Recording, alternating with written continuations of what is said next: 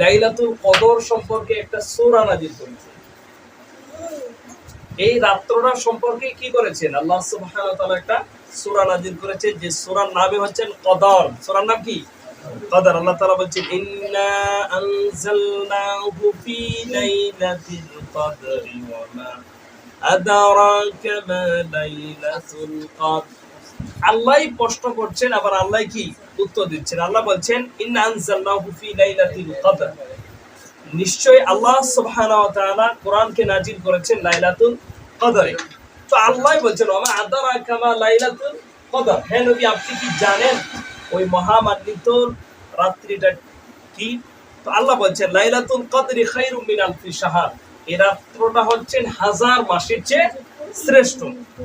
তানাজ্জালুল মালাইকাতু war রূহ, আর এই রাত্রিতে, মহামান্বিত রাত্রিতে আল্লাহ তাআলা জিবরাইল সহ অসংখ্য ফেরেশতা এই জমিনের মধ্যে নাজিল করেন, পাঠিয়ে দেন বিইذনি রাব্বিহিম মিন কুল্লি আমর। আর ফেরেশতারা আল্লাহ সুবহানাহু ওয়া তাআলার আদেশে কি করেন? এই জমিনের মধ্যে তারা কাজ করেন। সালামুন, সালামুন অর্থ হচ্ছে শান্তি। ওই রাত্রিতে আল্লাহ রাব্বুল আলামিন ভরপুর শান্তি নাজিল করেন, হাত্তা মাতলাইল ফাজর, একবারে ফজর পর্যন্ত। এই হচ্ছে আয়াতুল, এই সূরার অনুবাদ। এখন সংক্ষিপ্ত আলোচনা করবো এই সূরার উপরে, ঠিক আছে কিনা? সংক্ষিপ্ত আলোচনা। আল্লাহ বলছেন, ইন্না আনজালনাহু ফি লাইলাতিল কদর। দেখেন এই সূরার নামই হচ্ছে সূরাতুল কদর। এখন আমরা জানবো কদর কাকে বলে। কদর কাকে বলে? কদর শব্দটি হচ্ছে আরবি শব্দ। এর অর্থ হচ্ছে ভাগ্য, পরিমাপ, নির্ধারণ করা, সম্মান, মর্যাদা, অনেক কিছু। এই আয়াতে এই কদর শব্দটির অনেকগুলি শাব্দিক অর্থ আছে। তো এর মধ্যে একটা হচ্ছে কি? ভাগ্য। একটা কি? ভাগ্য। এই রাত্রিকে ভাগ্য রজনী বলা হয়। আমরা কি বলি?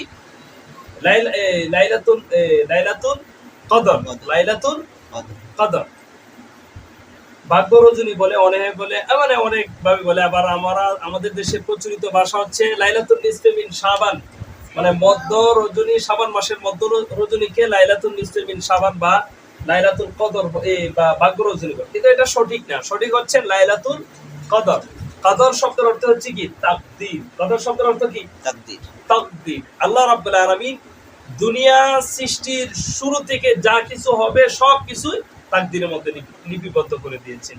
আল্লাহ তাআলা সর্বপ্রথম কি সৃষ্টি করেছেন বলেন তো? সর্বপ্রথম আল্লাহ কলম সৃষ্টি করেছেন। আউয়ালু মা খালাকাল্লাহু কালাম। আল্লাহ তাআলা সর্বপ্রথম কলম সৃষ্টি করেছেন। ফাকালা লাহু উকতুব, এরপর আল্লাহ কলমকে বললেন যে কলম তুমি লিখতে শুরু কর। কলম বললেন যে আল্লাহ আমি কি লিখবো? আল্লাহ বললেন দুনিয়ার শুরু থেকে শেষ পর্যন্ত যা কিছু হবে সব কিছু লিখে ফেলো। তো কলম লিখতে শুরু করলেন। এক সময় কলম লিখতে লিখতে শুকিয়ে যায়। তাহলে তাকদীর পরিপূর্ণ হয়ে গেছে। তাকদীর আর কোনো পরিবর্তন হওয়ার সম্ভাবনা নেই। এখন কদর শব্দের অর্থ হচ্ছে ভাগ্য, সম্মান, মর্যাদা, পরিমাপ। তাহলে আল্লাহ তাআলা এই রাত্রিতে যেহেতু বান্দাদের ভাগ্য নির্ধারণ করেন, সেই জন্য এই রাত্রিকে বলা হয় লাইলাতুল কদর। লাইলাতুল কদর। কদর আমাদের এই ভাগ্য নিয়ে আমাদের মধ্যে বিভ্রান্তি আছে। এখন আপনাকে জানতে হবে তাকদীর কাকে বলে। তাকদীর হচ্ছেন আল্লাহ সুবহানাহু ওয়া তাআলা নির্ধারিত, বান্দার উপরে যা নির্ধারণ করে দিয়েছেন এটাকে বলা হয় তাকদীর। আল্লাহ কর্তৃক নির্ধারিত বান্দার জন্য যা লিপিবদ্ধ করে রেখেছেন এটাকে কি বলা হয়? তাকদীর বলা হয়। এখন তাকদীর কি পরিবর্তন হয়? হ্যাঁ, তাকদীর পরিবর্তন হয়। তাকদীর হচ্ছেন দুই প্রকার। তাকদীরে মুবাররাম, একটা হচ্ছেন অপরিবর্তনশীল তাকদীর, আর একটা হচ্ছেন তাকদীরে মুআল্লাক, পরিবর্তনশীল তাকদীর। মুআল্লাক শব্দের অর্থ হচ্ছে ঝুলন্ত তাকদীর। একটা তাকদীর পরিবর্তন হয় আর একটা কি পরিবর্তন হয় না। যেমন মানুষের মৃত্যু, এরপরে তার বিবাহ শাদী, মানুষ কখন জন্মগ্রহণ করবে, কোথায় মৃত্যুবরণ করবে, আসমান থেকে বৃষ্টি হলে বৃষ্টিটা কি রহমত নাকি গজব, হ্যাঁ, এই মায়ের পেটে এটা কন্যা সন্তান হবে নাকি পুত্র সন্তান হবে, এগুলি হচ্ছে আত-তাকদীরে মুবাররাম। এটা কোনো পরিবর্তন হবে না। এটা আল্লাহ কর্তৃক নির্ধারিত। আপনি কোথায় মৃত্যুবরণ করবেন এটা একমাত্র আল্লাহ ছাড়া কেউ জানে না, আর আপনি কখন মৃত্যুবরণ করবেন।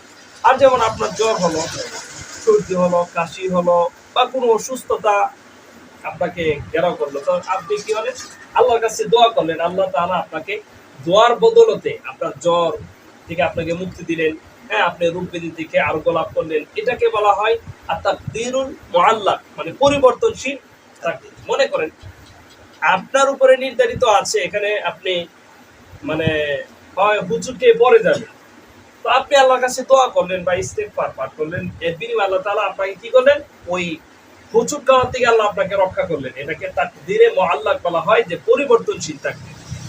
তো এই রাত্রিতে আল্লাহ সুবহানাহু ওয়া তাআলা আমাদের পূর্বে নির্ধারিত তাকদীর ওই রাত্রিতে অবতীর্ণ করেন ফেরেশতাদের কাছে, ফেরেশতারা এটা লিখে দেন।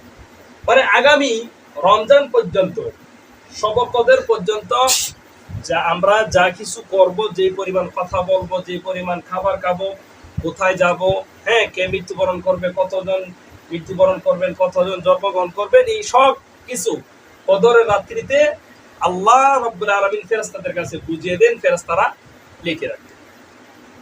আল্লাহ যেটা আগে নির্ধারণ করে রেখেছে। কথা বুঝতে পেরেছেন? তো হাদিসে তো এটাও বলা আছে যে একজন মানুষ জান্নাতীদের মতো আমল করতে থাকবে, আমল করতে করতে জান্নাত এবং তার মধ্যে এত কাছাকাছি চলে যাবে, মানে মানে এক হাত বা তার চেয়ে আরো জান্নাতের কাছাকাছি চলে যাবে। হাদিসে বলা হয়েছে আদাত, আমাদের পরিভাষা কি, আদাত কাছাকাছি জান্নাতের চলে যাবে, তারপরে তার তাকদীর এসে তার কাছে উপস্থিত হবে, ওই লোকটা জাহান্নামী হবে। একজন লোক সারা জীবন জান্নাতীদের মতো আমল করবে, কিন্তু মৃত্যু সময় সে জাহান্নামী হয়ে মারা যাবে।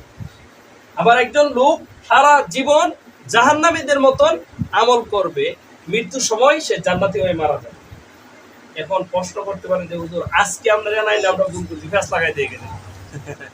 দেখেন, এটা তো বলবো, তাহলে আগে একটা বলে নেই যে জান্নাতীদের মতন আমল করে মৃত্যুর সময় জাহান্নামী হবে, এর একটা ব্যাখ্যা ইবনুল কাইয়িম রাহিমাহুল্লাহ তিনি দিয়েছেন।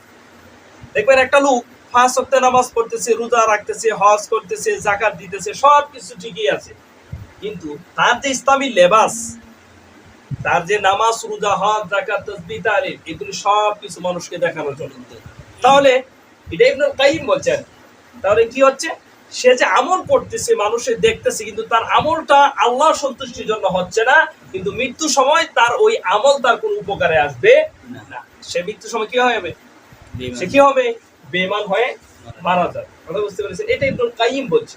তাহলে বোঝা যাচ্ছে, যদি কোনো ব্যক্তি মনে করেন একটা লোক 5 ওয়াক্ত নামাজ পড়তেছে, কিন্তু আবার শিরিক করতেছে, বেদাত করতেছে, কুফরি করতেছে, এটা হচ্ছে অভ্যন্তরিক বিষয়। একটা লোকের ভিতরে কুফরি লালন করে, এটা আমিও জানি না, আপনিও জানেন না, জানে কে, আল্লাহ জানে। তো সে যে 5 ওয়াক্ত নামাজ পড়তেছে, দাড়ি টুপি সব কিছু রাখছে, ওই মৃত্যুর সময় তার ওই যে বদ আমলটা সেটা এসে উপস্থিত হয়ে যাবে, সে জাহান্নামী হবে। এই জন্য মনের ভিতরে কোন খটকা থাকলে এটা আলেমদেরকে জিজ্ঞেস করতে, হুজুর এই ব্যাপারে আমার মনের ভিতরে সন্দেহ আছে, আপনি কি বলবেন, আমাকে একটু ব্যাখ্যা দেন। আবার একটা লোক দেখা যাচ্ছে জাহান্নামীদের মতো আমল করছে, কিন্তু মৃত্যুর সময় সে জান্নাতি হয়ে মারা যাবে, এটা হচ্ছে তার তাকদীর। এখন বলতে পারেন যে হুজুর তাহলে আমরা কি আজকে থেকে নামাজ রোজা ছেড়ে দিয়ে সবাই তাকদীরের উপরে নির্ভরশীল হয়ে যাব, ভরসা করব? জি না। যাকে যেই কাজের জন্য সৃষ্টি করা হয়েছে সে সেই কাজই করবে, তাকে ওই কাজ করার জন্য, তার ওই কাজটি করার জন্য আল্লাহ তাকে সহজ করে দিবেন, ওই কাজটি করার জন্য আল্লাহ তাকে কি করে দিবেন, একটা ব্যবস্থা করে দিবেন, তাকে সহজ করে দিবেন। এখন বলতে পারেন যে হুজুর যে ব্যক্তি চুরি করতেছে, জেনা করতেছে, মদ খাচ্ছে, সুদ খাচ্ছে, ঘুষ খাচ্ছে, এগুলি সব বুঝি আল্লাহ আগে তাকদীরে লিখে রাখছে। তাহলে আমি যদি চুরি করি, আমার যদি সবাই ধরে এই তুই বেটা চুরি করলে কেন, তাহলে আমি বলবো আমার তাকদীরে আছে আমি চুরি করছি, মানবেন? কারণ আমি রাস্তা দিয়ে যাচ্ছি গাড়ি চালিয়ে, একটা লোককে গাড়ি দিয়ে ধাক্কা দিলাম, দেওয়ার পর বললো এই ভাই আপনি আমাদেরকে ধাক্কা দিলেন কেন? আমি বললাম ভাই তাকদীরে আছে, আপনার তাকদীরে আছে আমি ধাক্কা দিছি, মানবেন না মায়ের শুরু করবেন? মায়ের শুরু। তাহলে হুজুর প্রশ্নের উত্তর কি? উত্তরটা হচ্ছেন আল্লাহ রাব্বুল আলামিন হচ্ছেন আলিমুল গায়ব, তিনি বান্দার সৃষ্টি বান্দাকে সৃষ্টি করার পূর্বে আল্লাহ তাআলা বান্দা সম্পর্কে জানেন।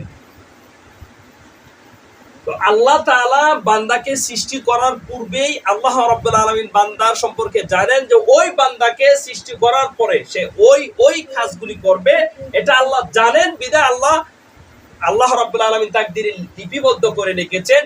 এটা আমরা এখন আল্লাহ তাকদীরে লিখে রেখেছেন বিধায় আমরা করি, এটা বিষয়টা এরকম না। আমরা করব, আমাকে সৃষ্টি করার পরে আমি ওই কাজগুলি করব। সেই জন্য আল্লাহ বলেছেন যে ফেরেশতারা তোমরা আমার বান্দার ওই বিষয়গুলি লিখে রাখো, সে তাকে সৃষ্টি করার পরে সেই কাজগুলি করবে। কথা বুঝতে পারেন নাই?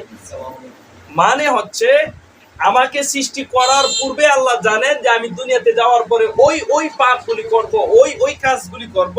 আল্লাহ বলেছেন ওইগুলি লিখে রাখো, আমার বান্দা করবে। কারণ আল্লাহ হচ্ছেন আলিমুল গায়েব, আল্লাহ বান্দাকে সৃষ্টির পূর্বে তার সম্পর্কে জানে। তাহলে আমরা কি বিশ্বাস করি? আল্লাহ তাকদীরে লিখে রেখেছেন বিধায় আমরা পাপ করি না, আমরা করব বিধায় আল্লাহ আগেই লিখে রেখেছেন। কথা ক্লিয়ার? জি। আপনি বুঝতে পারছেন?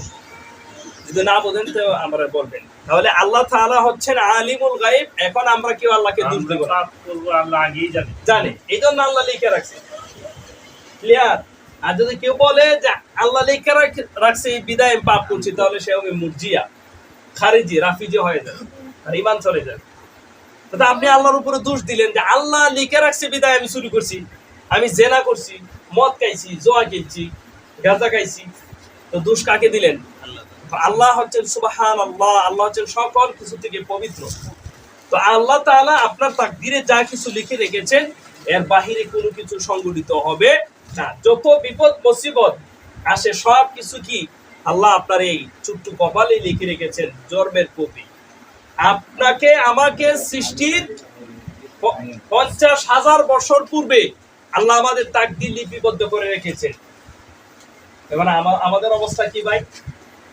আমরা এতটাই দুনিয়া নিয়ে ব্যস্ত হয়ে গেছি, হতাশ হয়ে গেছি। আমরা বলি কি খাবো, কি পরবো, কি চলবে, কিভাবে চলবো, কিভাবে কোটিপতি হব।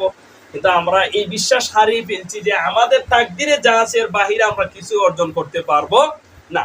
আরে ভাই, আমরা যদি মানে পুরো দুনিয়াটাকে যদি এভাবে আমরা কি ধরি, এভাবে আঞ্জা দিয়ে ধরি, আমাদের ভাষায় কি বলে, আমরা পুরো দুনিয়াকে যদি চাই যে আমাদের দুই হাতের মুঠো নিয়ে আসবো, কিন্তু তাকদীরে যদি না থাকে এগুলি সব কিছু কি হবে, হাতছাড়া হয়ে যাবে।